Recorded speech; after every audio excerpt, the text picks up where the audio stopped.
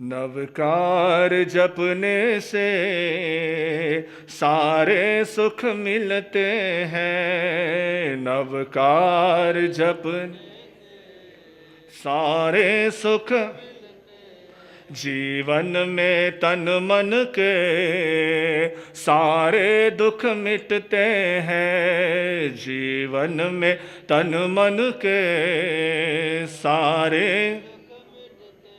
जाप जपो जपते रहो बंधन कटते हैं। जाप जपो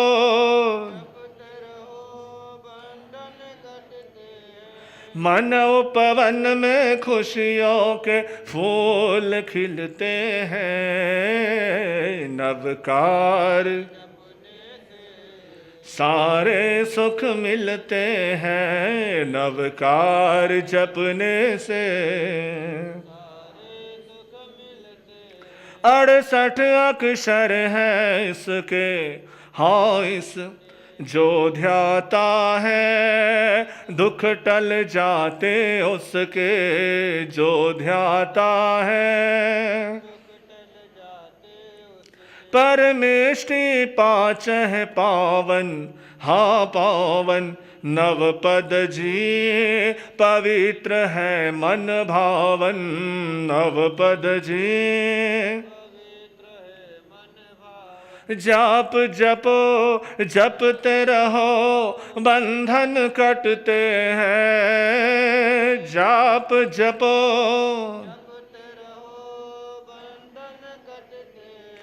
मन उपवन में खुशी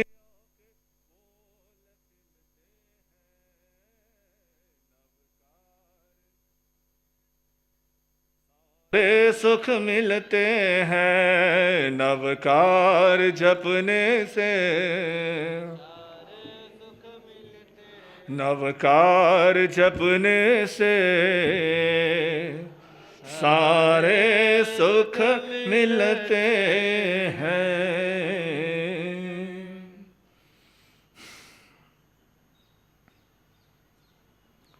जिन शासनस सारो 14 पूवांजो समुद्धारो जस मणे नवकारो संसारो तस् किम कुणई।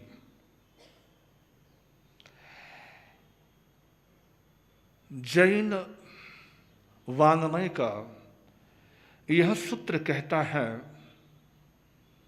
कि जिन शासनस सारो 14 पूवान जो समुद्धारो, जो 14 पूर्वों का सार है, जिन शासन का आधार है, ऐसा नवकार जिसके मन में है उसका भला कोई क्या अनिष्ट कर सकता है। नवकार है तो जीवन का बेड़ा पार है, उद्धार है, भव पार है। ये हमारा परम सौभाग्य है कि ऐसा महामंत्र हमें मिला, ऐसा परम मंत्र हमें मिला। दुनिया के सभी मंत्रों को केवल मंत्र कहा जाता है। गायत्री मंत्र, सरस्वती मंत्र, लक्ष्मी मंत्र, कुबेर मंत्र, गणेश मंत्र, विष्णु मंत्र, सभी को केवल मंत्र कहा जाता है। लेकिन दुनिया में अकेला इकलौता ये नवकार ऐसा है जिसे मंत्र नहीं बल्कि महामंत्र कहा जाता है। दुनिया के तमाम मंत्रों की शुरुआत ओम ह्रीम श्रीम क्लीम ब्लूम से होती है। किसी में ओम लगता है, किसी में रीम लगता है, किसी में श्रीम लगता है, किसी में क्या लगता है, किसी में क्या लगता है। लेकिन ये एक ऐसा मंत्र है जिसमें कोई बीजाक्षर नहीं, कोई ओम रीम श्रीम है ही नहीं। और बिना ओम रीम श्रीम क्लीम का ये महामंत्र अपने आप में सबसे ज्यादा पावरफुल है, सबसे ज्यादा ताकतवर है, सबसे ज्यादा सामर्थ्यशील है, महिमाशील है। इस महामंत्र को जिसने भी जपा उसने अपने जीवन में पाया है। यहां तक यदि पशु ने भी जपा तब भी उसका भी उद्धार हुआ है, उसने भी अपने जीवन का कल्याण किया है। एकमात्र ऐसा मंत्र है जिसके लिए चंद्र प्रज्ञप्ति में कहा गया, नमि उन असुर सूर गरुल भुयंग परिवंदिये, गए किले से अरि है सिद्धा यरिये उवज्झाय सव्वसाहुनम। यानी ये 5 पद जिसे नमन करते हैं, असुर सूर दानव भी नमस्कार करते हैं और देवता भी। आप देवताओं को नमस्कार करते हो और देवता किसको नमस्कार करता है? नवकार को। आपको ज्यादा विश्वास किस पर है, देवता पर या नवकार पर? हाँ जी, जरा अपने दिल को पूछो, अपने मन को पूछो कि ज्यादा विश्वास किस पर है, देवता पर ज्यादा भरोसा है या देवता भी जिसको नमस्कार करते हैं उस पर भरोसा है? सच्चाई तो यह है कि देवता पे भरोसा ज्यादा है, लेकिन सोचने वाली बात तो यह है कि देवता भी जिसे नमस्कार करे उस पे हमारी श्रद्धा ज्यादा होनी चाहिए, उस पर हमारी श्रद्धा मजबूत होनी चाहिए, उस पर हमारी श्रद्धा दृढ़ होनी चाहिए। तो असुर सूर गरुल भुजंग परिवंदिये, सारे तिर्यंच विषधर से विषधर प्राणी भी, दुनिया के तमाम देवी देवता देव दानव जो भी हैं, यक्ष राक्षस किन्नर पशु पक्षी सभी वंदन करते हैं, नमन करते हैं, प्रणाम करते हैं महामंत्र नवकार को। ऐसा ये प्रभावी मंत्र है, ऐसा ये प्रतापी मंत्र है जिसको देवता भी नमन करते हैं। और कितने आश्चर्य की बात है कि और सभी मंत्रों में तो जिसको हम याद कर रहे हैं उनका नाम होता है, उस महापुरुष का, उस भगवान का, उस अवतार का जिक्र होता है कि हम उस महापुरुष को याद कर रहे हैं, उस देव को याद कर रहे हैं, उस देवी को याद कर रहे हैं, उस भगवान को याद कर रहे हैं। लेकिन नवकार मंत्र ऐसा है जिसमें किसी का नाम, यूं किसी का नाम नहीं है लेकिन कोई बाकी भी नहीं है, किसी का नाम भी नहीं है और कोई बचा भी नहीं। जो भी संसार में सत्य है, समर्थ है, उस सब को इस नवकार में नमन किया, याद किया। नवकार की महिमा में कौन सी बात चल रही थी कि किसी का नाम है नहीं और कोई बाकी भी रहा नहीं, सबका इसमें समावेश है, सबको इसमें याद किया है, सबको इसमें स्मरण किया है, नमन किया है, वंदन किया है। ऐसा ये परम प्रभावी महामंत्र नवकार है। यूं तो दिगंबर की अपनी व्यवस्था है, मंदिरवासी की अपनी व्यवस्था है, स्थानकवासी की अपनी व्यवस्था है, तेरापंथी की अपनी व्यवस्था है। सबकी अलग अलग मान्यताएं हैं, सबके अलग अलग विधि विधान है, सबके अलग अलग क्रियाकलाप है। लेकिन पूरे जैन समाज को यदि किसी ने एकता के सूत्र में बांध रखा है, किसी ने पूरे जैन समाज को एक बनाकर रखा है, तो वो ये महामंत्र नवकार है, जिसको सब जैनों ने माना है, स्वीकारा और सब जैनों को उसने एक साथ बांध रखा है। योगेश जी थोड़ी आवाज करना।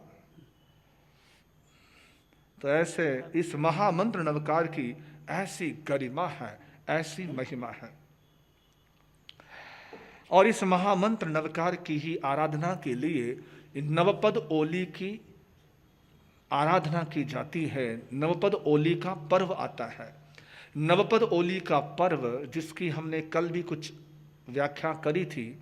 ओली 2 शब्द है इसमें, पहला शब्द है नवपद और दूसरा शब्द है ओली। नवपद यानी नवकार मंत्र के 9 पद, अरिहंत, सिद्ध, आचार्य, उपाध्याय और साधु भगवंत, और जिनसे इनकी गरिमा है ज्ञान, दर्शन, चारित्र और तप। ये 9 पद यानी नवपद। और उसके बाद ओली, ओली कहते हैं पंक्ति को, क्रम को, कि क्रमवार क्रमशः एक एक दिन एक एक पद की आराधना करना, उसे कहते हैं ओली, अवलिका, क्रमबद्ध रूप से। तो शब्द बना नवपद ओली। यूं तो संवत्सरी को लेकर, तिथि को लेकर मतभेद होते हैं, होते रहते हैं, और पर्वों को लेकर मतभेद हो सकते हैं, लेकिन नवपद को लेकर कोई मतभेद। यही सप्तमी तिथि से प्रारंभ है, पूर्णमासी तक नवपद की आराधना की जाती है। ऐसा ये निर्विवाद पर्व है ओली का, नवपद ओली का। और पर्वों को हम आगे पीछे कर लेते हैं, लेकिन ये पर्व ऐसा है जो आगे पीछे नहीं होता है। निर्धारित निश्चित तिथि है और निश्चित तिथियों के अंतर्गत ही ये संपन्न हुआ करता है।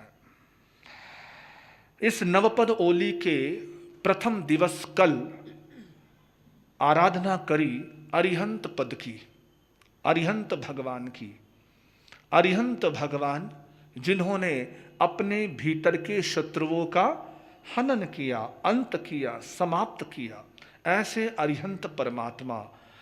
शत्रु कौन से हैं? राग और द्वेष, ये 2 शत्रु हैं। राग और द्वेष ये 2 शत्रु हैं। इन दोनों का जिन्होंने अंत किया, हनन किया, समापन किया, समाप्त किया, ऐसे हैं हमारे देवादिदेव अरिहंत। देवताओं की भी जो देव हैं, जो देवताओं से भी श्रेष्ठ है, परमात्मा अरिहंत भगवंत, अरिहंत भगवान।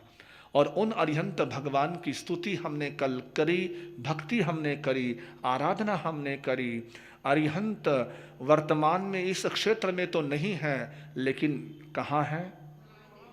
महाविदेह में है ना, वहाँ पर महाविदेह में। और एक दिन शायद आपको पता होगा, ख्याल होगा, मैंने प्रवचन में कहा था कि वहाँ पर भगवान बैठे हैं, हम यहाँ पर बैठे हैं, तो जरा फोन से बात हो जाए। हाँ जी, मोबाइल से बात हो जाए। याद है आपको, मैंने कहा था एक दिन? हाँ जी याद है। नंबर दिया था आपको मैंने? अच्छा जी, चाहिए नंबर? हाँ नंबर दे देता हूँ, बात करोगे?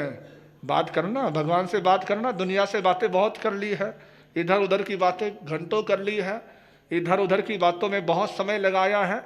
अब जरा भगवान से बात कर लो, भगवान से चर्चा कर लो, भगवान से संवाद कर लो। और जब उनसे संवाद कर लोगे तो फिर दुनिया से संवाद करने की आवश्यकता नहीं रहेगी। उनसे बातचीत कर ली तो बस बेड़ा पार है। भगवान से बात हो जाए फिर क्या बात है, फिर तो बस जीवन का कल्याण है, जीवन का उत्थान है, जीवन का विकास ही विकास है।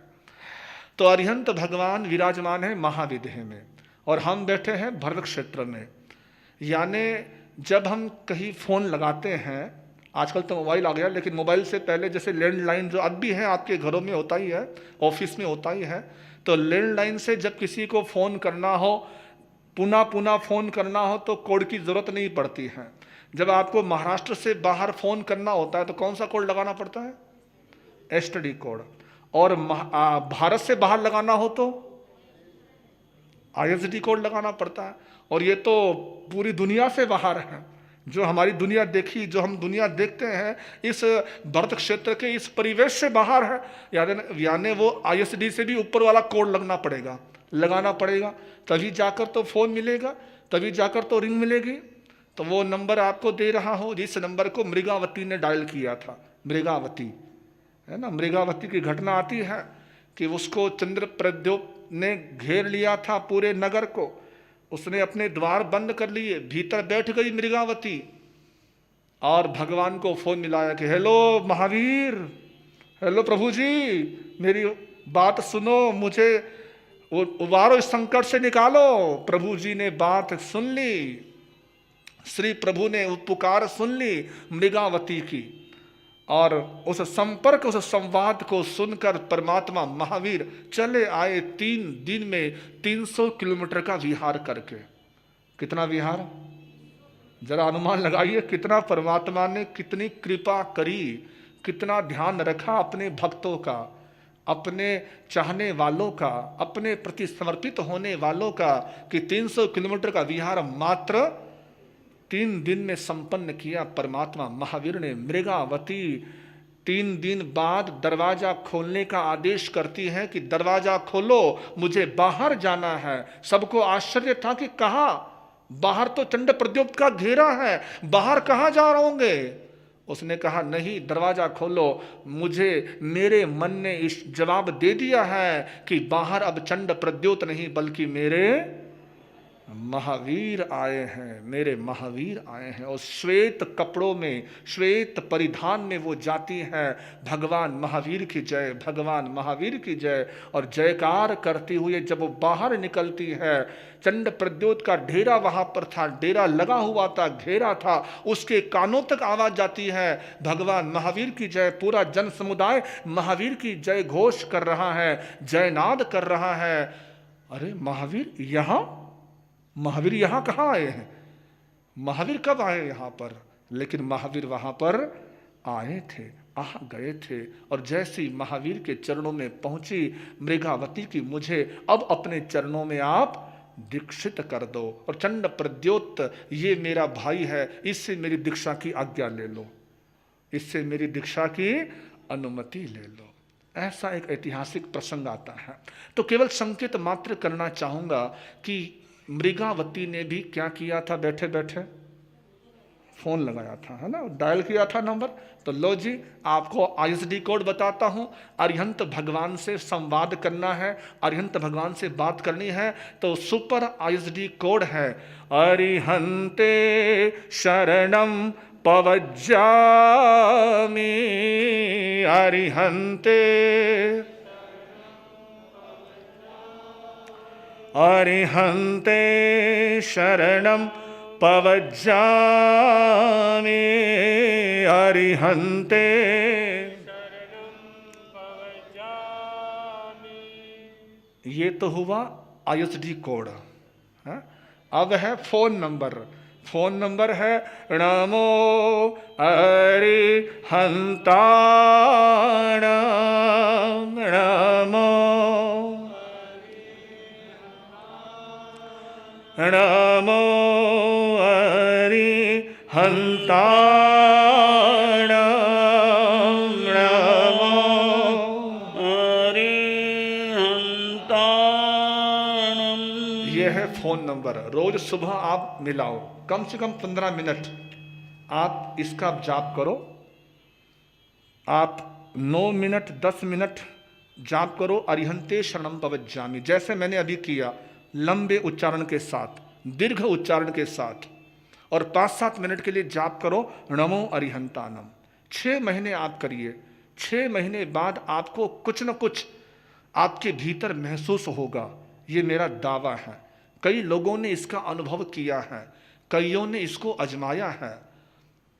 6 महीने निरंतर सुबह के समय आप ये प्रयोग कीजिए, 15-20 मिनट का ये प्रयोग। अपने आप वहां से ऊर्जा आपको मिलेगी, वहां से एनर्जी आप तक आएगी, वहां से तरंगे आएगी।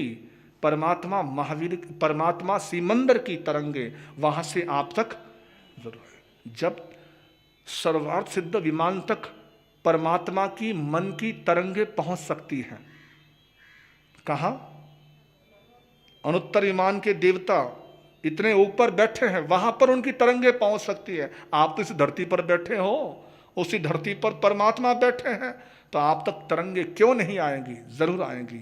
बस एक बार प्रयोग कीजिए, फिर बताइएगा। आज सिद्ध भगवान का दिवस है और सब बहनें बैठी हुई हमारी, है ना, सब सिद्ध की प्रतीक है। लाल रंग, है ना, लाल रंग की साड़ी बैठी है।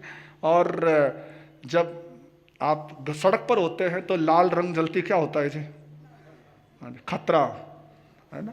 लेकिन हमारी बहनें खतरे वाली बहनें नहीं है ना, हमारी बहनें बड़ी अच्छी है ना। लाल रंग यूं तो खतरे का प्रतीक होता है कि भाई सावधान, आगे मत बढ़ना, आगे खतरनाक है। लेकिन हमारी बहनें बड़ी अच्छी है। सिद्ध का कलर है लाल रंग, यानी आत्मा की ज्योति का एक स्वरूप लिया है आचार्यों ने, कि ज्योति को रंग दिया उन्होंने लाल। सिद्ध भगवान की स्तुति है। सिद्ध भगवान यानी हमारी आत्मा का शाश्वत स्वरूप, हमारा अपना शाश्वत स्वरूप।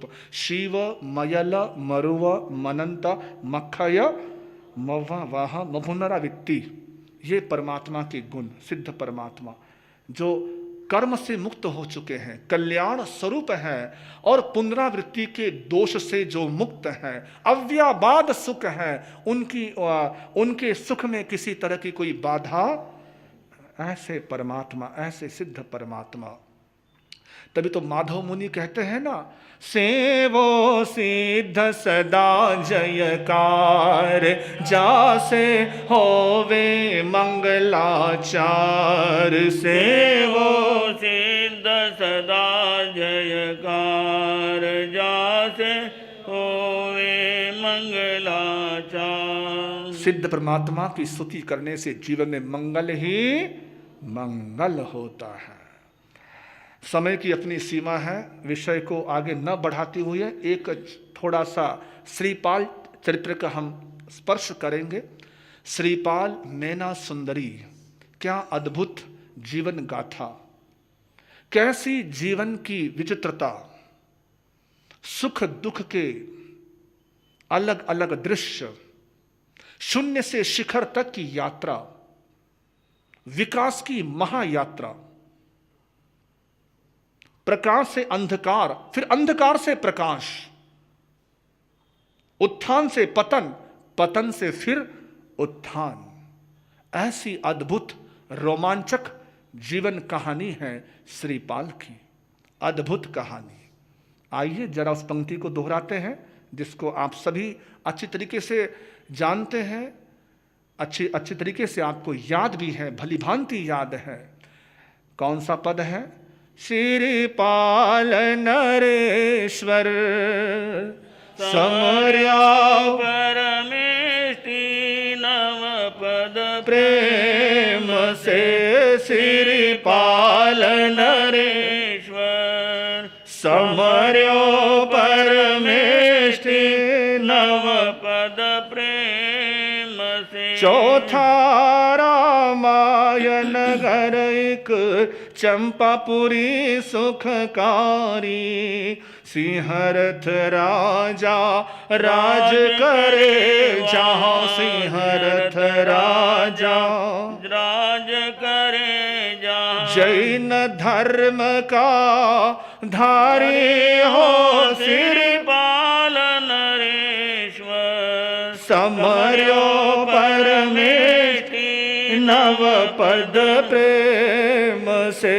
श्रीपाल नरेश्वर समर्यो परमेष्टि नव पद। प्रेम से।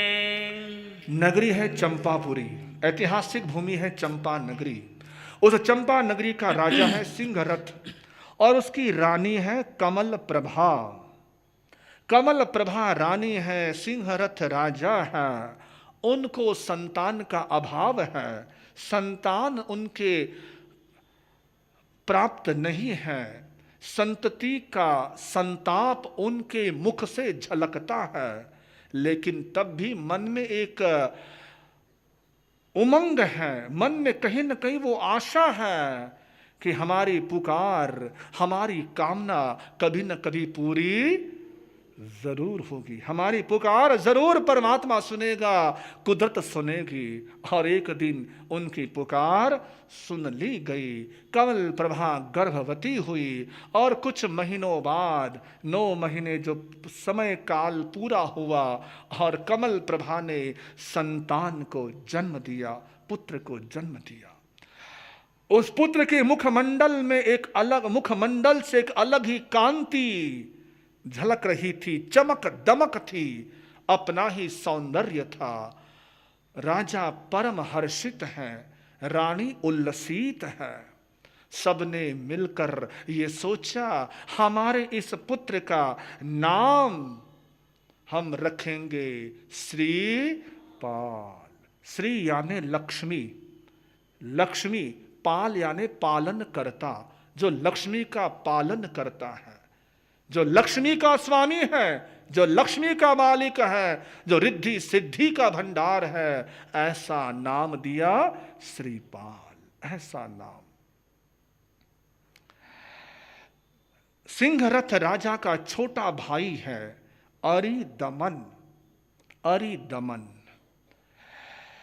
वो छोटा भाई है। और ये परिवार, राज परिवार, सिंहरथ राजा जब श्रीपाल 4-5 वर्ष का हुआ, अचानक एक दिन सिंहरथ राजा बीमार पड़ा। और बीमार क्या हुआ कि वो बीमारी जाने का नाम ही नहीं ले रही है।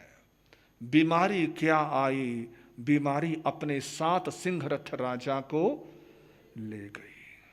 सिंहरथ राजा अलविदा हो गए, दुनिया से चल बसे। कमल प्रभा रानी पर पहाड़ टूट पड़ा, संकटों का जैसे पहाड़ टूट पड़ा। अभी तो श्रीपाल छोटा है, इसको पिता के साये की आवश्यकता है, पिता की छाव की जरूरत है। और ऐसे समय में इसके पिता का चले जाना बहुत बड़ा संकट है, बहुत बड़ी दुर्घटना है। मति सागर महामंत्री है, उस मंत्री ने कमल प्रभा रानी को ढाढ़स दी, साहस बंधाया। रानी साहिबा, यदि आप इस तरह से टूट जाओगी तो कैसे काम चलेगा? इस राज्य को भी आपने संभालना है, राजकुमार को भी आपने संभालना है, हम सबको आपने संभालना है। आपको अपना क्षत्राणी तेज जागृत करना होगा। मति सागर के कहने से, समझाने से कमल प्रभा रानी को हौसला मिला, हिम्मत मिली। मति सागर ने ही सुझाव दिया, राजगद्दी कभी खाली नहीं रहती। इस राजगद्दी पर श्रीपाल को हम बिठा देते हैं। श्रीपाल का राज्याभिषेक हो गया। श्रीपाल जो मात्र 5 वर्ष का छोटा सा नन्हा सा बालक है, 5-6 वर्ष के छोटे से बच्चे को राज मुकुट पहना दिया, राजगद्दी पर बिठा दिया। कमल प्रभा रानी कहती है मति सागर से कि मति सागर, संचालन की व्यवस्था सब तुम संभालना, संचालन सब तुम करो, मात्र नाम का राजा ये श्रीपाल है। मति सागर पूरा वफादार है, राज परिवार के प्रति, रानी के प्रति, श्रीपाल के प्रति पूरा समर्पित है। लेकिन कहते हैं ना कि आग तो अपने ही लगा देते हैं, गैरों की क्या बात करें। अपने ही अपनों को दगा दे जाते हैं, गैरों से क्या वफा की उम्मीद करें जब अपने ही अपना को दगा दे जाते हैं। और ऐसा ही कुछ दगा देने का मन मानस बना चाचा अरिदमन का। अरिदमन जिसको प्रतीक्षा थी राजगद्दी पर बैठने की, जिसको लालसा थी राजगद्दी पर बैठने की, वो चाहता था कि किसी तरीके से मेरा भाई हट जाए और मैं उस गद्दी पर बैठ जाऊं, उस गद्दी पर मैं बैठूं। राजा तो चला गया, भाई तो चला गया, लेकिन उसके बेटे को बिठा दिया। अरे मेरे रहते हुए उसको बिठाया। मैं योग्य था, मैं सक्षम था, मैं समर्थ था, मुझे राजा बनाना चाहिए था। और मुझे न बनाकर, मुझे न चुनकर इन लोगों ने बहुत बड़ी गलती करी है, बहुत बड़ी गलती करी है। और इस गलती की सजा इन्हें भुगतनी पड़ेगी, इन्हें इसका दंड भुगतना पड़ेगा। और षड्यंत्र की संरचना करी, षड्यंत्र चलाया, षड्यंत्र बनाया कि कैसे इस राजगद्दी से इस श्रीपाल को हटाना है। न केवल राजगद्दी से हटाना है, बल्कि इसको अपने रास्ते से सदा सदा के लिए ही हटा देना है। ना रहेगा बांस, ना बजेगी बांसुरी। ऐसा कुछ करो श्रीपाल भी मर जाए, उसकी मां भी मर जाए, ताकि जीवन पर्यंत मैं यहां का राजा बना रहूं, राजा बना रहूं। आदमी जब स्वार्थ में अंधा होता है तब उसको नहीं दिखता कुछ भी। कहा जाता है उल्लू को रात में नहीं दिखता, उल्लू को दिन में नहीं दिखता, उल्लू को दिन में नहीं दिखता, कौवे को रात में नहीं दिखता। आज कौवे थे यहाँ पर, सारे श्राद्ध वाले आके बैठे होंगे, सारे पितर, है ना। तो उल्लू को दिन में नहीं दिखता, कौवे को रात में नहीं दिखता, और स्वार्थी व्यक्ति को ना दिन में दिखता है और ना, उसको तो बस अपना स्वार्थ ही दिखता है कि अपना स्वार्थ कैसे साधूं, कैसे साधूं अपना स्वार्थ। षड्यंत्र की भनक लग गई मती सागर को। मती सागर कमल प्रभा के पास आया, रानी साहिबा बड़ा गजब और अनर्थ होने वाला है, आप संभलो, मेरी आपसे सलाह है, मेरी आपसे विनंती है। अभी राजमहल की हवा आपके लिए अनुकूल नहीं है, अभी यहां का वातावरण आपके लिए सही नहीं लग रहा है, मुझे कहीं से कुछ भनक लगी है, वो बात यदि घटेगी तो बहुत बड़ा अनर्थ होगा, बहुत बड़ा अनर्थ। मैं आपसे निवेदन करता हूं कि अपने पुत्र हमारे राजा श्रीपाल को आप सुरक्षित किसी और जगह ले जाओ, कहीं और चले जाओ, कहीं और चले जाओ। रानी ने जैसे सुना एक बार तो स्तब्ध रह गई, दंग रह गई कि ये क्या, ऐसे मैं कहां जाऊंगी, किधर आश्रय लूंगी, अपने छोटे बच्चे को कैसे संभालूंगी। लेकिन उस समय सोचने की, ज्यादा विचार करने की कोई वेला नहीं थी, समय नहीं था। मती सागर कहता है रानी साहिबा आप ज्यादा सोचो मत, राजमाता आप ज्यादा सोचो मत, बस आप यहां से फटाफट अभी ही रात्रि के इसी समय यहां से आप निकल जाओ, बच जाओ। रानी कमल प्रभा अपने पुत्र श्रीपाल को अपनी गोदी में उठाती है और सुरंग के मार्ग से, प्राचीन काल में राजा महाराजाओं के महल में सुरंग हुआ करती थी, उस सुरंग के मार्ग से वो दूर निकल जाती है, दूर चली जाती है। भयानक बीहड़ जंगल में चारों ओर भयानक आवाजें आ रही है, कहीं से फुफकार की आवाज आ रही है, कहीं से चिंघाड़ने की आवाज आ रही है, कहीं से दहाड़ने की आवाज आ रही है। जरा कल्पना करिए, अनुमान करिए उस रानी ने कितना साहस बटोरा होगा, कितनी हिम्मत रखी होगी, कितनी दृढ़ता से कदम आगे बढ़ा रही होगी, चल रही है, बढ़ रही है आगे। और इधर सुबह होते ही अरिदमन ने अपने विश्वस्त लोगों को मारने के लिए भेजा। महल में देखा, आए उसके सैनिक सिपाही, खुद अरिदमन भी नंगी तलवार लेकर आया है मारने के लिए, लेकिन उसका भतीजा तो वहां है नहीं। कहां गए, कहां गए, कहां गए? जाओ सैनिकों, ढूंढो उसको, पता करो कहां पर है। सैनिक घोड़े पर सवार होते हैं, जंगल चारों दिशाओं में सैनिक जाते हैं, इधर माँ बेटे दोनों चल रहे हैं। टापुओं की आवाज आ रही है, घोड़ों की आवाज आ रही है, टप टप टप घोड़े आने वाले हैं, घोड़े हमारी ओर आ रहे हैं, सैनिक हमारी ओर आ रहे हैं। कैसे बचूं, कैसे बचूं, कैसे बचूं? और कहते हैं ना कि मारने वाले से बड़ा बचाने वाला हुआ करता है। उतनी ही देर में, थोड़ी ही देर में उनकी नजर गई सामने कि अरे एक दल आ रहा है, एक बहुत बड़ा जन समूह आ रहा है। जन समूह से ये समूह जो आ रहा है, ये जो भीड़ आ रही है, हो सकता है मुझे इस भीड़ में संरक्षण मिल जाए।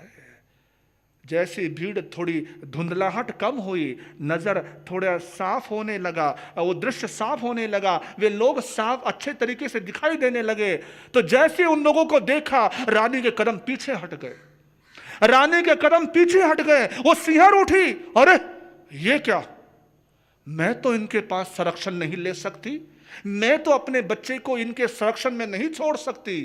अरे क्योंकि ये जो जन समूह है, ये जो लोगों की भीड़ है, भले ही भीड़ है, लेकिन ये भीड़ है कोढ़ियों की, कुष्ठ रोगियों की, और कुष्ठ रोगियों के संग मेरा बेटा कैसे रह सकता है, कैसे मैं जा सकती हूं, क्योंकि इनके संसर्ग से तो कोढ़ का रोग। मुझे होगा, मेरे बेटे को होगा, लेकिन समय ऐसे खेल खेलता है कि आदमी का कुछ भी बस नहीं चला करता। श्रीपाल को बचाना है।